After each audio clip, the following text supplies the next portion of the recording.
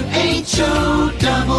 Top of the morning. Thanks for being with us. I'm your host today, Seth Lawrence. The WHOW Morning Show streams to Facebook and YouTube, brought to you by Peterson Insurance, your Pekin Insurance agent in Clinton. My guest on the Zoom today, Dr. Emily Weidner, Superintendent of Cerro Gordo Schools. Well, Dr. Weidner, I can ask you this question, and it's got some teeth. How is your summer going so far? You and the kids at Cerro Gordo have been out for a bit now. Yeah, the kids got out on May 15th, so we're about 2 weeks into summer, and I can tell you it's flying by already.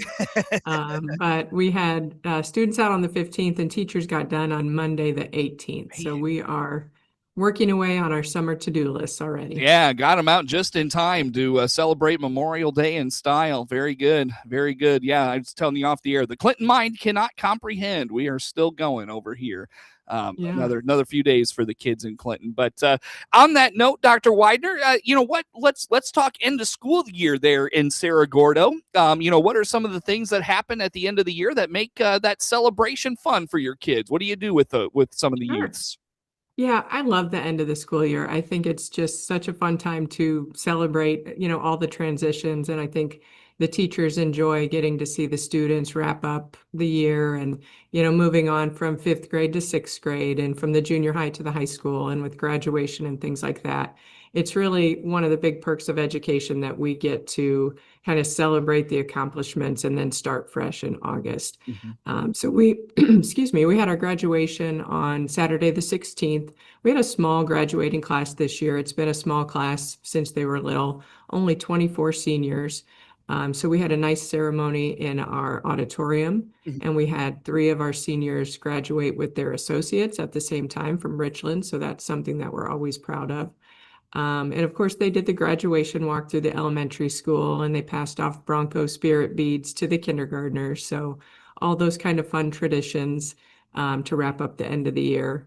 And then no sooner did we get the kids out of the building than we were bringing them right back in for summer activities. We've got summer school going on for the high school kids, some credit recovery going on there. Mm-hmm. And then we've had, hundreds of kids in the building this week for basketball camp.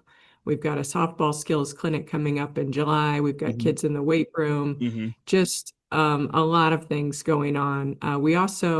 Most of our spring sports have wrapped up, but we did have 7 CGB athletes qualify for state track meets. So we had 6 girls who competed last week. We had Maddie Calloway, Aubrey Ferguson, Cassie Block, and Sarah Hill. They qualified in the 4x8. Lauren Hill and Maddie Willard qualified in pole vault, and then Maddie Calloway also ran the 400. Maddie Willard, who you might remember was our state champ pole vaulter in 8th grade last year. She qualified in the finals, made it to the finals in pole vault. Wow. Set a new school record of 10 feet and ended up in 9th place as a freshman. Man, that's cool. Yeah, very exciting. That's cool. And then Will Fusen is going to compete in the 2-mile race this weekend. And Corbin Corum was a junior high student who was 3rd place in the shot put. So a lot of success for our track and field athletes. That's really cool. Yeah, good for you guys getting on the map like that. That's really neat. Yeah. That's really cool. You mentioned summer school, Dr. Weidner, and it just kind of dawned on me. It's been a year or two since summer school has kind of come up in education circles. When we were last hitting on it, it was you mentioned credit recovery. A lot of it was the catch up from missed time and COVID, and trying to bring kids up to where they should be and those sorts of things. Are we still there, or is this just at this point in time, are we just in a general, like you said, credit recovery? Is some of this still stemming from COVID and all the things there? What are you seeing? What do you think about that? No, not really related to COVID. This would be more just be kind of a standard credit recovery where kids maybe didn't pass a couple of classes over the course of their time in high school and need to catch up. We really do, our teachers do the best that they can to try to really motivate kids to get through these classes and pass, so we can avoid summer school. And that's a good motivator for most kids. But we do have a handful that need to make up some classes in the summer. So we're happy to provide that opportunity. Got it. Very good. Very good. Speaking of summer, what else is going on in Cerro Gordo schools? What do you guys doing anything with facilities or any, maintenance things going on? What's going to keep you busy this summer, Dr. Weidner? Yeah, I think for us as superintendents, our work changes in the summer, but it doesn't get less busy. It's just different. Hmm. So we really try to scramble to get as many things done as we can while we don't have school going on and we don't have as many surprises pop up from day to day. So we have a lot of facility work going on this year. I've mentioned before we did our 10-year health life safety study in August. All schools in Illinois are required to do that, and it's basically like an inspection where an engineer or architect comes through and looks for code violations, safety concerns, and they provide schools with a list of required repairs and upgrades. Usually it's things like exit lights, smoke detectors, carbon monoxide detectors, things of that nature. They give us basically 9 months to complete the most important items, and then they give us 5 years to complete the rest. So Hmm. we've completed our A list or our first required items, and now we're going to be moving on to the things that we have until 2030 to do. Hmm. So last week we opened a bid for a tuck pointing project. When you have brick buildings in the Illinois climate, you're always tuck pointing. It's not the most fun thing to spend money on, but it is necessary. So that'll be a big project that'll be starting very shortly. We'll have that at both of our buildings. We just, as soon as our kids got out, we had Burn& Jones come in and respray and repaint our all-weather track. So that's routine maintenance that has to happen every 5 or 6 years. Our playground at the elementary school, we just had resealed and repainted as well. It looks great. Hmm. We've got a lot of just typical repair and maintenance. We've got football back at Cerro Gordo this fall, so we are definitely trying to get our field looking really nice and get prepared for our first season of 8-man football. Hmm. And then we've got some additional summer workers to just help us with all the routine cleaning and things that we want to do to make sure the buildings look great when we come back in August. So nothing major, but just lots of little things. Absolutely. Yep. Got to keep those going. And I'm sure folks at home in Cerro Gordo want to know, is there like a dollar amount you're investing in all this summer activity and those sorts of things? So the bid for the tuck pointing came back at about $137,000. Hmm. That money comes from Fund 90. That's the Health Life Safety Fund, and we can only spend that money on things that the architect finds on that Health Life Safety list. Sure. So the rest of it, the track was paid partially by the school maintenance project grant. $50,000 of that was paid by the state. Hmm. That price tag is $118,000, so pretty hefty for, what it involves. And then the rest is, just here and there money that we use. Fund 60, which is our sales tax. We really hugely benefit from that sales tax money in terms of our facilities upkeep. Frankly, it would be difficult to maintain facilities without that money. We're very fortunate to have that from both Macon and Piatt counties here. Sure. Very good. Very good. Well, like you said, nothing major, but a lot of just little things going on, and it certainly keeps the activity in the buildings and around the campus moving as well. So very good. Anything else you're focused on this summer, Dr. Weidner? Any like curriculum things or professional development things that you're focusing in on your staff with? Anything like that? Always. We do spend time during the spring and survey our staff on professional development. So try to get a feel for what our teachers want and what their goals are when we're planning these things. But we also have mandated trainings that we have to do for the state. Every year there's a list, and it's a little bit different for each teacher because they start at different spots. So we need to be trained on ADHD and first aid, CPR, sexual harassment. There is a long list of things that we have to do at certain intervals. So in the summer, we set that up. We have ongoing safety training that we're always working on. We're going to bring someone in from the ROE in August to just talk about our safety protocols again. We'll always be working on that and always be focusing on that. In terms of other professional development, one thing that we want to work on too is meeting the needs of our special education students and making sure that we are good with accommodations and identifying the needs of students and, responding to them. So those are some of the things that we're going to be looking at this year. Sure. And then We're also going to be deploying some technology. We try to keep up on that every year in terms of adding Chromebooks and cycling through those. Our 6th through 12th graders are able to take a Chromebook home with them every day. They get assigned one for the year. So we do have to kind of update those every year to keep a good working supply of them, as you can imagine, with 6th through 12th graders. Sure. It's interesting you bring that up. I don't think I've had the opportunity to talk to you about this, and I don't know if we're going to have all the time today to dive into it, but I've heard from a few of your peers, and I don't know if you've heard this from them being on the show or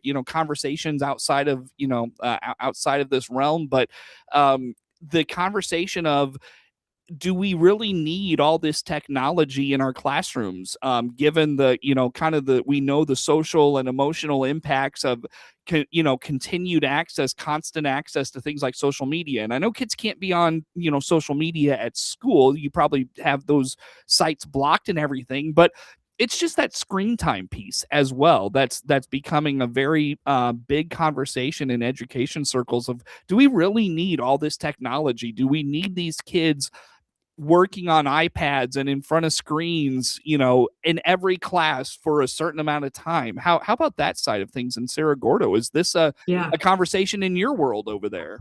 Absolutely. I think that's a very hot topic in education in general right now. There was a huge push, in the last 10, 15 years to get technology in kids' hands. And, 15 years ago, as an elementary principal, we were excited to have one laptop in every elementary classroom. And now we've got Chromebooks deployed and we're wondering, is it too much? So I think there's a balance that we can find of making sure that our kids have access to technology and know how to use it, but also making sure that we're not parking kids in front of a computer and relying on that too much. I do think that some of the things that we use, like Google Classroom, are very beneficial in terms of kids being able to catch up when they're not in school, for absences, or when teachers are absent, they're able to set things up on Google Classroom as well, which I think is very beneficial.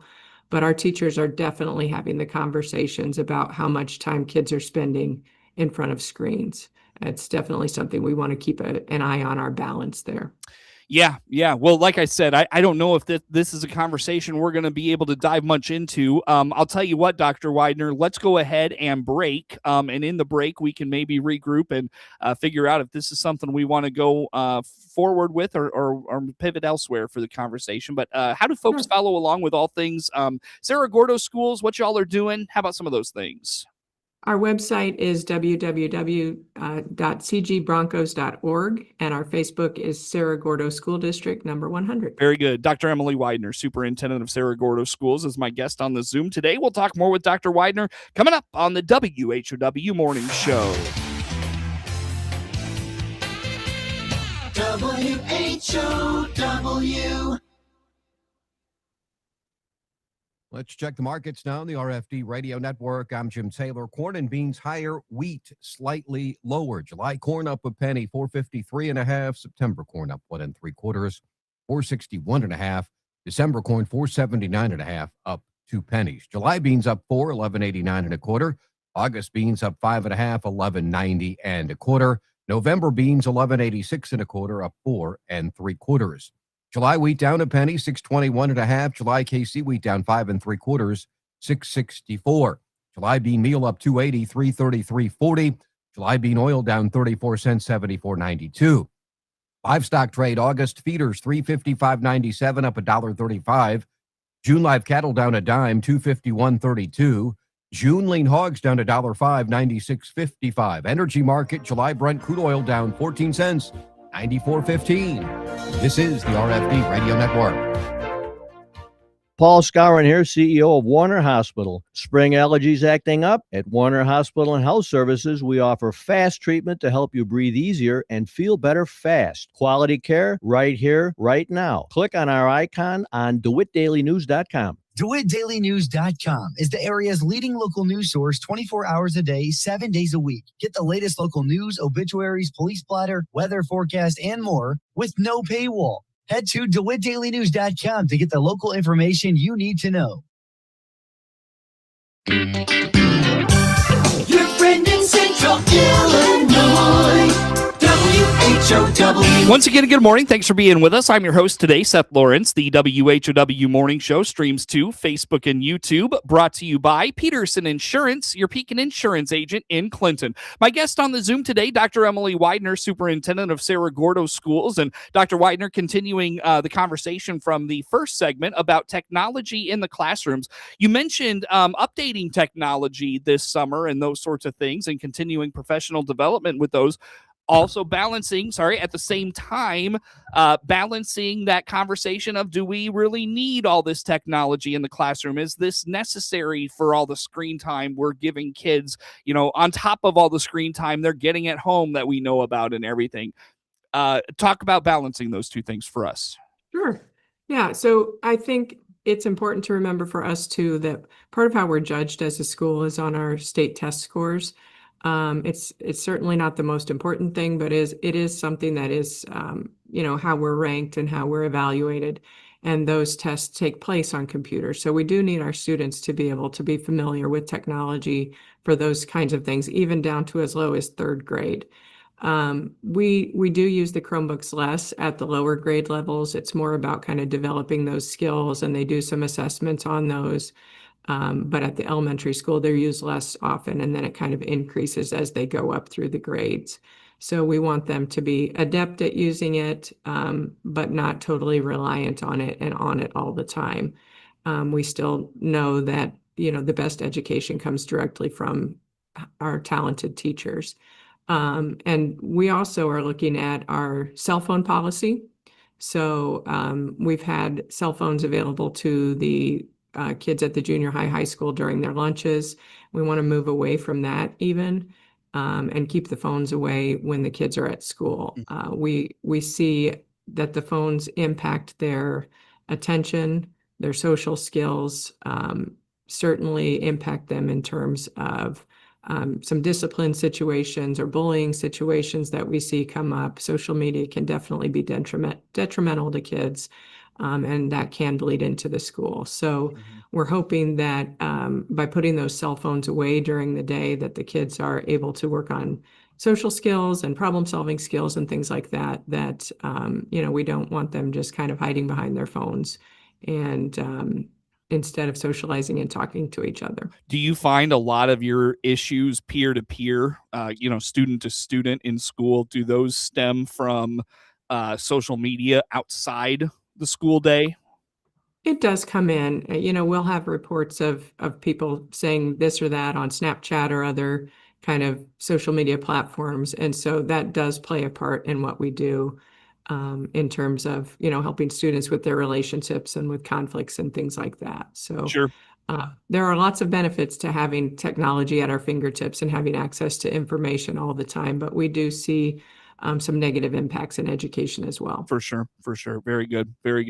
Well, Dr. Weidner, let's wrap it up here this morning. A couple of minutes to talk transportation cuts. I know I was telling you off the air, one superintendent in particular has really been kind of on this topic with us for several months now. And the message is it may not be bad now, but probably getting worse. What do you know? And particularly as the state gets close to passing a budget for the upcoming year, that would obviously impact education. What do we know about maybe some of these transportation cuts coming down the line? Absolutely. I think all of us as superintendents are worried about this in terms of reimbursements for mandated categoricals, just the money that the state gives us to pay for transportation and special education. We rely on that money and we need it, to maintain the level of service that we provide for our students and families. So for Cerro Gordo, it hasn't impacted us drastically yet, but it's definitely something that I'm keeping a very close eye on. So we have combined one bus route for this upcoming school year, and that is more so in our case due to lack of bus drivers. There are two routes that we had to combine frequently this year, and it really had minimal impact. So for us, that's a way to save some money, and also kind of be proactive in knowing that these reimbursements are likely to decrease even more going forward. But for us, we are basically breaking even. So we're spending what we're taking in terms of our transportation fund right now. And we have about $350,000 in our fund balance that we could dip into if we need to. But when, we're losing out on proration of 118,000, if we have to dip into that fund balance, that's not going to last long. And so for districts, if that starts to happen, then we have two options. We either cut expenses or we find new revenue or some kind of combination of both. So you're seeing districts are having to combine bus routes, which means longer times on the bus for students. And for us, that would be a concern because we cover a lot of square miles in our district. We're rural and we don't want our kids to be on the bus for a long amount of time. So right now for Cerro Gordo, we're in pretty good shape, but it's definitely something that we're keeping an eye on. And we're really hoping that the state will fully fund our evidence-based funding model and fully fund those mandated categoricals, which, hasn't been happening. They're not keeping pace. And then when you look at the rising cost of gas and the impact that that's having for us, we contract our bus services. So it's getting more expensive for them, which means it's getting more expensive for us. It's just not keeping up with inflation. Nope. It's a challenge for sure. It'll be interesting to see how it plays out. Dr. Emily Weidner, Superintendent of Cerro Gordo Schools, our guest. WHOW.